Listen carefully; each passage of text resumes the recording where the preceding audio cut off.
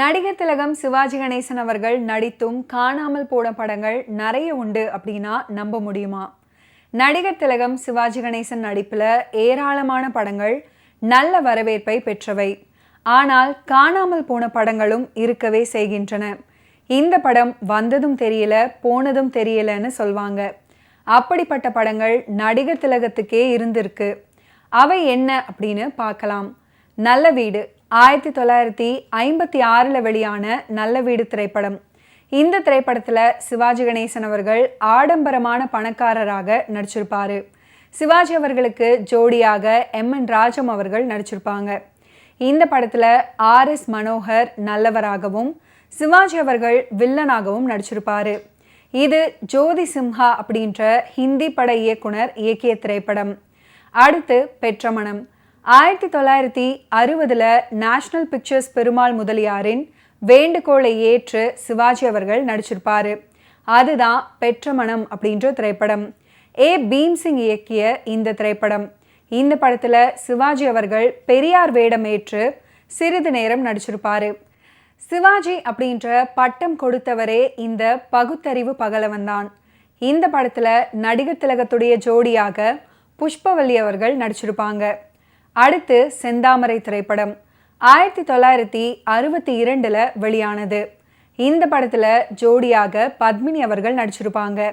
இவங்க திருமணத்திற்கு முன்பு கடைசியாக நடித்த படம் இதுதான். இந்த படம் நீண்ட நாளாக தயாரிப்பில் இருந்தது.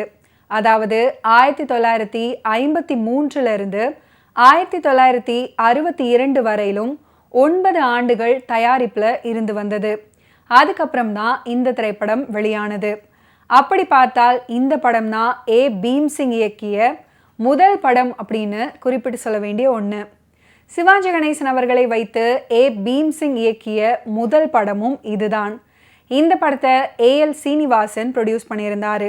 அவருக்கு சிவாஜி அவர்களும் பத்மினி அவர்களும் முழு ஒத்துழைப்பை கொடுத்திருந்தாங்க. என்ன வாரத்துல 2 நாள் தான் வீட்டில் இருக்கீங்க, இப்ப கூடவா இந்த படிப்பு?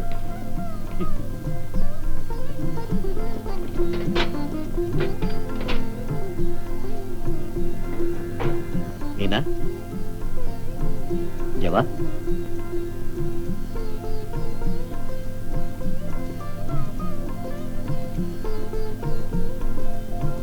கோபம். நான் ஒண்ணு சொல்றேன், கோச்சிக்க மாட்டீங்களே? சொல்ல. உங்க ஃபேக்டரிக்கு பக்கத்திலேயே ஒரு வீட்டை கட்டிடுங்க, நாங்களும் அங்கேயே வந்துடுறோம். இந்த மாதிரி நீங்க வெள்ளிக்கிழமை வர்றதும் திங்கக்கிழமை திரும்பி போயிடுறதும் எங்களுக்கு கொஞ்சம் பிடிக்கல. மீனா, நீங்க இல்லாத அந்த 5 நாளை கழிக்கிறது எங்களுக்கு 5 யுகமா இருக்கு. நீ எப்போ இப்படிதான் சொல்லிக்கிட்டு இருக்க? அதற்கு இப்ப என்ன ஆயிடுச்சு? நமக்கு சந்தோஷமா தானே இருக்கும். ஒவ்வொரு வெள்ளிக்கிழமையும் நான் வீட்டுக்கு வரும்போது நீ ஆகட்டும் குழந்தைகளாகட்டும் எவ்வளவு ஆவலோட என்ன வரவேற்கிறீங்க. என்ன கண்டதும் குழந்தைகள் எப்படி துள்ளி குதிச்சு ஓடி வர்றாங்க. நீயே சொல் மீனா, தினந்தோறும் நான் வீட்டுக்கு வந்துகிட்டு இருந்தா இந்த ஆவலும் துடிப்பும் துள்ளலும் இருக்கும் நீ நினைக்கிறியா? எப்போ இந்த பேச்சை எடுத்தாலும் ஏதாவது சொல்லி சமாதானப்படுத்திடுறீங்க. என் மனம் படுற வேதனையை நீங்க எப்பதான் புரிஞ்சுவீங்களோ தெரியல. அப்படி உன் மனசுல என்னதான் இருக்குது? நான் எப்பவும் உங்க பக்கத்திலேயே இருக்கணும், ஒரு வினாடி கூட உங்களை விட்டு பிரிஞ்சிருக்க கூடாது, அவ்வளவுதான். எனக்கு மட்டும் அந்த ஆசை இல்லைன்னு நினைக்கிறியா மீனா? என்ன இது பைத்தியம்? ஐயோ, நீங்க இத பாருங்க, இனிமே இந்த பேச்சை நான் எடுக்கவே மாட்டேன். நீங்க எப்ப வேணும்னாலும் வாங்க, எப்ப வேணும்னாலும் போங்க. என்கிட்ட நீங்க அன்பா இருக்கீங்க, அது ஒண்ணே எனக்கு போறோம். நீங்க எது செய்தாலும் அது சரியாத்தான் இருக்குங்கிற நம்பிக்கை எனக்கு உண்டு. மீனா, இந்த ஒரு வார்த்தை போதும், உன்னை மனைவி அடைஞ்ச நான் பெரிய பாக்கியம் சொல்லி. வளர்பிறை 1962 வெளியான திரைப்படம். இயற்றியவர் டி. யோகானந்த். திரு ஏ.எஸ். நாகராஜன் அவர்கள் கதை எழுத ஜாவர் சீதாராமன் அவர்கள் திரைக்கதை எழுதியிருந்தார். WR சுப்பாராவ் அவர்கள் ஒளிப்பதிவு பண்ணியிருந்தார். பத்மா ஃபிலிம்ஸ் நிறுவனம் தயாரித்த இந்த படத்தை ஸ்ரீ ராமா ஃபிலிம்ஸ் நிறுவனம் 1962ஆம் ஆண்டு மார்ச் 30 அன்று வெளியிட்டது.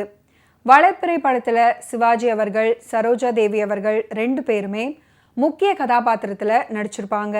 இவர்களுடன் T S. Balaiah, M V. Rajamma, M R. Radha, V. Nagaiah, Javar Seetharaman, K A. Thangavelu, Leelavathi, M. Saroja போன்ற பல முன்னணி நடிகர்களும் நடிச்சிருந்தாங்க.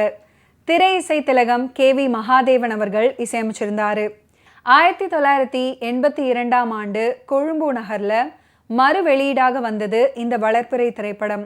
வளர்பிறை, செந்தாமரை ஆகிய படங்கள் நெகட்டிவ் இல்லாததால ஃபில்ம் தொலைந்து படமாக பார்க்க இயலாது.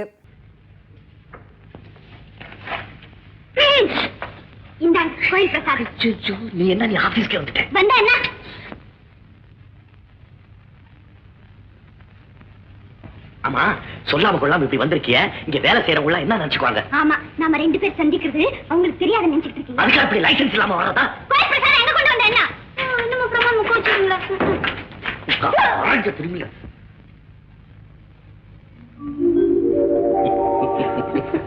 ஆமா, எந்த கோயிலுக்கு போயிட்டு வந்தேன்? உச்சி பிள்ளையார் கோயிலுக்கு. உச்சி பிள்ளையார் கோயிலுக்கா? என்ன சாமி கும்பிட்டேன்? அப்பா கணேசா. என்னது? என்ன சொல்ற? கணேசா கிண்டல் பண்றியா? கொடுத்து விடுவேன். என்னன்னு சொல்லி சாமி கும்பிட்டேன்னாக்க எனக்கு வெக்கமா இருக்கு. ஐயோ, வெக்கமா இருக்கு. போது வெக்கப்பட்டது. என்னன்னு சாமி கும்பிட்டேன் சொல்லு. எனக்கும் என்ன உங்களுக்கும் சீக்கிரம் கல்யாணம் நடக்கணும்னு வேண்டிக்கிறேன். எங்க வர நில்லு.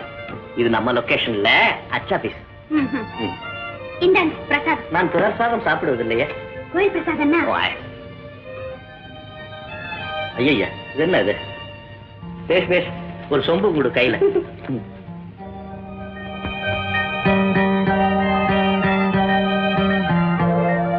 இப்பதான் ரொம்ப அழகா இருக்கு. அழகா இருக்கா? இப்ப என்ன பார்த்த? சின்ன பிள்ளைல பாத்துருக்கணும் நம்ம பியூட்டிய. தேங்க்யூ. ராதா, நான் கூட உங்ககிட்ட ஒரு விஷயம் பேசணும். என்ன? வந்து இது நம்ம லொகேஷன் இல்ல, அச்சாபீஸ். புரியுதா? புரியுது. வீட்டுக்கு வர அங்க பேசுறேன்.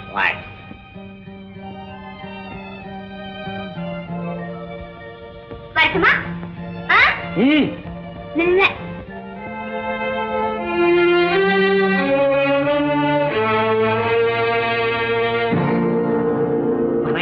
ஐயா, போறது ராதை தானே? ஆமா, ராதையே தான். இந்த சந்திரன் பைரையா சந்திச்சுட்டு போறா? ஐயா, யார் யார சந்திச்சா என்ன, நமக்கு இதுதானா வேலை? உனக்கு தெரியாது, இவன் ஒரு ஜாதி கட்ட பையன். யாரா? ஓ, இருங்க, அதை எடுத்துறேன், அப்புறம் பேசலாம். யாரா வீட்டுக்குள்ள? மரியாதை பாத்துக்கலாம். விட்டு வச்சது உங்க மேலேயே விழுந்துருச்சு. வேலை விழுந்துச்சா? இங்க பார், முகத்தையே அசிங்கம் பண்ணிடுச்சப்பா. மன்னிச்சிடுங்க, தெரியாம நடந்து போச்சு. என்ன மன்னிச்சிடுங்க? பல்லு 30 கையில கொடுத்துரு.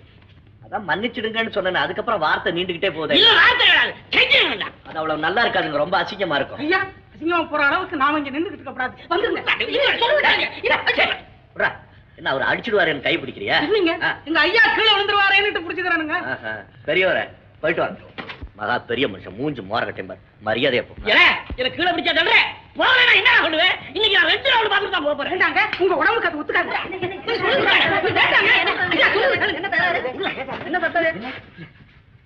யாரா இவங்கள? அடியாட்கள ஆளுக்கு ஒரு ஆயுதத்தை கொடுத்து வர வச்சிருக்கிய. ஏன் காலையில எழ கூட்டுற? அவங்க எல்லாம் வேலை செய்யற ஆளுங்க. நீங்கள போங்க, மரியாதையா போயிடு. அரைஞ்சு போடுவேன் நான். யாரும் அறைய போற? அறையத்தோட வயிற்று பல்ல தட்டி போடுறேன். தர்மலிங்கம் பிள்ளை கிருஷ்ணாபுரத்துல பெரிய மிராசுதார். அவர் தந்தை இறந்து போகும்போது 30 வேலி நிலமும் 3 தோப்பும் 3 வாக்கியங்களையும் தர்மலிங்கத்துக்கு குடும்ப சொத்தாக வைத்துவிட்டு இருந்தாரு. ஆனால் தர்மலிங்கத்தின் குடும்பத்தார் 3 வாக்கியங்களாகிய எண்ணும் எழுத்தும் கண்ணென தகும், ஒன்றுபட்டால் உண்டு வாழ்வு, தீயாரை காண்பதுவும் தீதே அப்படின்றத மறந்து விட்டாங்க. அதனால் விளைந்த இன்னல்கள் பல. தர்மலிங்கத்துக்கு கனகசுந்தரம் அப்படின்ற மகனும் சுந்தரி அப்படின்ற மகளும் நல்லம்மை அப்படின்ற நல்ல மனைவியும் இருந்தாங்க. வைசூரி காரணமாக சிறு வயதில் பார்வையற்றிருந்த கனகுவால் படிக்க முடியவில்லை. பார்வை திரும்பிய பின் கணக்கு படிக்க இஷ்டப்படவில்லை. அதனால் அவன் எண்ணையும் எழுத்தையும் மறந்து வளர்ந்து விட்டான். ஜோசியத்துல அதிக நம்பிக்கை கொண்ட தர்மலிங்கம் ஒரு நாள் ஜோசியரை பார்த்துவிட்டு திரும்பும்போது ரயில்ல மணி பர்ஸை நழுவ விடுறாரு. பிட் பாக்கெட் மணியின் கையில அந்த பர்ஸு சிக்குகிறது. அந்த பர்ஸில் இருக்கிற பணத்தை எடுத்துக்கொண்டு அந்த பணத்திலேயே நல்லவன் போல தர்மலிங்கத்துக்கு உதவி செய்து அவரது நண்பனாகிறாரு. கல்யாணமாகாத தர்மலிங்கத்தின் மகளை கண்டு மயங்குகிறாரு மணி. அவளையும் சொத்தையும் அடைய திட்டம் போடுறாரு. அவனது திட்டத்திற்கு கனகு குறுக்கே நிற்பது கண்டு தர்மலிங்கத்தின் மனதில் விஷவிதை ஊன்ற ஜோசியருக்கு லஞ்சம் கொடுக்கிறாரு. சூழ்நிலை மணிக்கு உதவுகிறது. கனகு காட்டூரிலிருந்து அனாதை பெண் சிவகாமியையும் அவளுடைய வளர்ப்பு தந்தையையும் கிருஷ்ணாபுரத்துக்கு கூட்டிட்டு வராரு. இது தர்மலிங்கத்துக்கு பிடிக்கல. சிவகாமியுடைய வளர்ப்பு தந்தை இறந்ததுக்கு அப்புறம் ஆதரவற்ற சிவகாமியை நல்லம்மை தன்னுடைய வீட்டுக்கே அழைச்சிட்டு வந்திருக்கிறாங்க. இது தர்மலிங்கத்துக்கு முற்றிலும் பிடிக்கவில்லை. கனகுவைத்தான் மணக்க முடியாது அப்படின்னு தெரிஞ்சதும் சிவகாமி தற்கொலை செய்து கொள்ள முயல்றாங்க. கனகு இதை தடுக்கிறாரு. ஆனா முடியல. அவனும் அவளோடு சாக துணிகிறான். நல்லம்மை குறுக்கிட்டு அவர்கள் இருவருக்கும் திருமணம் பண்ணி வைக்கிறாங்க. இந்த விஷயம் தெரிந்த தர்மலிங்கம் கனகுவை அடிக்கிறாரு. ஊர் உண்மையை தெரியும் முன் தன் மகள் சுந்தரிக்கு திருமணம் செய்ய ஏற்பாடு பண்றாரு. பிள்ளை வீட்டார் பெண் பார்க்க வரும்போது சிவகாமியை பற்றி விசாரிக்கவும் தர்மலிங்கம் அவளை வேலைக்காரி அப்படின்னு சொல்றாரு. கனகு அவள் தன் மனைவி அப்படின்னு சொல்றாரு. இந்த குழப்பத்தை கண்ட பிள்ளை வீட்டார் சம்பந்தமே வேண்டாம்னு யோசிக்கிறாங்க. கோபமடைந்த தர்மலிங்கம் ஒன்றுபட்டால் உண்டு வாழ்வு அப்படின்ற வாக்கியத்தை மறந்து கனகுவை ஆத்திரம் தீர அடிக்கிறாரு. சிவகாமி தன்னால் குடும்பமே சீர்குலைவது கண்டு வீட்டை விட்டு வெளியேறாங்க. மனம் நொந்து போன கனகு அன்றிரவு காவல் குடிசையில தூங்குறாரு. வாய் இழந்த கனகு மீண்டும் பேசினாரா இல்லையா? வீட்டை விட்டு வெளியேறிய சிவகாமி என்ன ஆனாங்க? மணியின் சூழ்ச்சி வென்றதா? தர்மலிங்கம் தந்தையின் மும்மொழியின் உண்மையை உணர்ந்தாரா? இதுவே படத்தின் மீதி கதை. தலையத்தை விட்டுங்க, ஈரத்தோட நிக்கிறீங்களே. முத்து நனைஞ்சவனுக்கு ஈரம் ஏதுன்னு பெரிய பெரிய முனி எல்லாம் சொல்லி இருக்குங்க. அப்ப நீங்க பெரிய வேதாந்தியா? ஐயோ, நான் சம்சாரிங்க. உங்களுக்கு எத்தனை குழந்தைங்க? எனக்கு இந்த கல்யாணத்தை ஆகல. அது சரி, தபால்கார தாத்தா கிட்ட இந்த ஊர்ல கூட படிச்ச பெண்கள் இருக்காங்களான்னு கேட்டீங்களாமே. ஏன் பெண்கள் படிக்க கூடாதுங்கிறது உங்க எண்ணமா? ஐயோ, எந்த மட்டைய சொன்ன அது மாதிரி நல்லா படிக்கலாமே. இப்ப நீங்க படிச்சிருந்ததுனால தான் இந்த ஊர்ல எனக்கு படிக்கிறதுக்கு இரவல் பத்திரிக்கை கிடைச்சது. அப்படி சொல்லுங்க. அந்த உதவிக்கு நீங்க பதில் உதவி செய்யணும்ல. தேசம் செய்யணும், அமோகமா செய்யணும், அமக்கிரமா செய்யணும். என்ன செய்யணும்? அதோ பாருங்க, அந்த நடு குளத்துல இருக்கிற தாமரை பூவெல்லாம் எனக்கு பறிச்சு தரீங்களா? நடு குளத்துல இருக்கிற தாமரை பூவா? ஏன் நடுங்குறீங்க? இல்ல, குளிச்சது குளிர்றது. அது அங்க 10 ஆழம் இருக்கும். மூச்சை பிடிச்சு நீச்சல் அடிச்சா 10 நிமிஷத்துல திரும்பி வந்துடலாம். நீச்சலுங்களா? ஏன் உங்களுக்கு நீச்சல் வராதா? யாரு வராதுன்னு சொன்னா? நானு இப்பதான் அந்த தண்ணியில இருந்து எழுந்திருச்சிருக்கேன். மறுபடியும் அந்த தண்ணியில காலை பச்சைன்னா போதும், ஏதாவது சலதோஷம் ஒண்ணு வராது. நீங்க எனக்கா போயிட்டு வாங்க. அழகா மறந்துருக்கிற அந்த பூவை எதுக்காக பறிக்கணும்? ரொம்ப பாவமாச்சுங்களே. பாவம் வந்தா நான் ஏத்துக்கிறேன். உங்களுக்கு புண்ணியமா போகுது. நீங்க போயிட்டு வாங்க. ஐயோ, அந்த பூவையும் அந்த குளத்தையும் யாராவது கான்ட்ராக்ட் எடுத்திருப்பாங்க, சண்டைக்கு வந்துருவாங்க. வளர்ப்பிறை 1962 வெளியான திரைப்படம். இந்த படத்துல சிவாஜி கணேசன் அவர்கள் பாதி படம் வரை ஊமையாக நடிச்சிருக்கிறாரு. கிராமத்தில் வாழும் பெரும் பண்ணையார் கம்பத்துக்காரர் வேடத்துல சிவாஜி அவர்கள் நடித்த படம் இது. சிவாஜி அவர்களுக்கு இந்த படத்துல கனகசுந்தரம் கதாபாத்திரம். ஒரு நாள் பசுமாடு வாங்க பக்கத்து ஊருக்கு சென்ற போது சரோஜா தேவி அவர்களை பார்க்கிறாரு. தனது பெற்றோர்களிடம் கூற அவர்கள் சரோஜா தேவியை திருமணம் பண்ணி வைக்கிறாங்க. சிவாஜி அவர்கள் ஊமையாகி போய் முகபாவங்களால டயலாக் பேசும் இடங்கள் அவர் இதுவரையில் நடித்த பாகங்களையே வென்று விடுகின்றன. அசட்டு பிள்ளையாக சிவாஜி கணேசன் அவர்களும் அனாதை பெண்ணாக சரோஜா தேவி அவர்களும் நடிச்சிருக்கிறாங்க. சரஸ்வதி வேடத்தில் நடித்த சரோஜா தேவி அவர்களின் உடன் பிறந்த அண்ணனாக ஜாவர் சீதாராமன் அவர்கள் நடிச்சிருக்கிறாரு. இவர் தங்கைக்காக உயிரையே கொடுப்பாரு. அவரும் அந்த ஊர்ல செல்வந்தர் தான். தாயாக நடிக்கும் MV ராஜம்மா அவர்கள் தற்கொலை பண்ணிக்கொள்ள போகும் தனையனை தடுத்து உயிரை மாய்த்து கொள்ள உனக்கு உரிமை என்ன அப்படின்னு கேட்கிற கட்டம் உணர்ச்சி மயமாக அமைஞ்சிருக்கும். வில்லனாக நடிக்கும் எம்.ஆர். ராதா பாகத்தில் புதுமை எதுவும் இல்லை. சிவாஜி அவர்களுக்கும் சரோஜா தேவி அவர்களுக்கும் ரோஹிணி நட்சத்திரத்தில் குழந்தை பிறக்கிறது. இது தாய் மாமனான சீதாராமனுக்கு பெரும் கஷ்டங்களை கொடுக்கிறது. கடைசியில் இறந்தும் போறாரு. இந்த படமானது ரோஹிணி நட்சத்திரத்தில் பிறக்கும் குழந்தையால தாய்மாமனுக்கு மரணம் நிச்சயம் அப்படின்ற புராண சாத்திரத்தை எடுத்து சொன்னது. நாளைக்கு பொழுது விடிஞ்சோட நமக்கு பழனியில கல்யாணம், அதுவும் ஆண்டவன் முன்னிலையில். உலகமே எதிர்த்தாலும் எந்த எதிர்ப்புக்கு பயப்படாம இன்னைக்கு ராத்திரியே புறப்பட்டு போய் நாளைக்கு காலையில நமக்கு முகூர்த்தம். காதல் கல்யாணம், கலப்பு திருமணம்.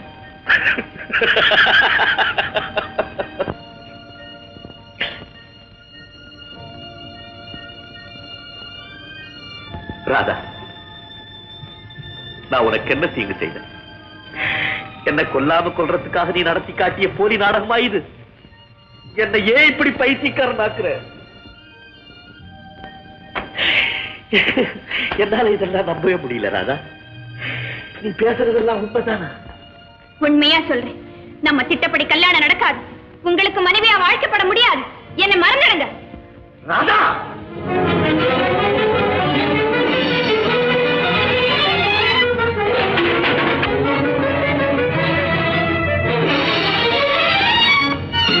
எதுக்காக இப்படி ஆத்திரப்படுறீங்க? உங்களுக்கு மனைவியா வாழ்க்கப்பட முடியாது. நம்ம கல்யாணம் நடக்காது. ஏன் நடக்காது? எந்த பதிலையும் சொல்ல தயாரா இல்லை. என்ன மறந்துடுங்க. காரணம் சொல்ல தயாரா இல்லை. இங்க எதுக்காக வந்தீங்க? ஏன் வந்தீங்க? உங்களை யார் வர சொன்னது? மான ரோஷம் உள்ளவரா இருந்தா மரியாதை இந்த இடத்தை விட்டு வெளியே போயிடுங்க. எதுக்காக இப்படி எல்லாம் ஆர்ப்பாட்டம் செய்றீங்க? உங்களுக்கு மனைவியா வாழ்க்கப்பட முடியாது. நம்ம திட்டப்படி கல்யாணம் நடக்காது. இதுதான் முடிவு. போங்க, இங்க நிக்காதீங்க, போயிடுங்க வெளியே. ஓகே வியூவர்ஸ், இன்னைக்கு நிகழ்ச்சியில் நடிகர் திலகம் சிவாஜி கணேசன் அவர்களுடைய ஃபிலிம் கெரியரில் நடந்த பல இன்ட்ரெஸ்டிங்கான விஷயங்களை நீங்கள் பார்த்து தெரிஞ்சிருப்பீங்க. மீண்டும் அடுத்தடுத்த எபிசோட்ஸில் சந்திப்போம். நன்றி, வணக்கம்.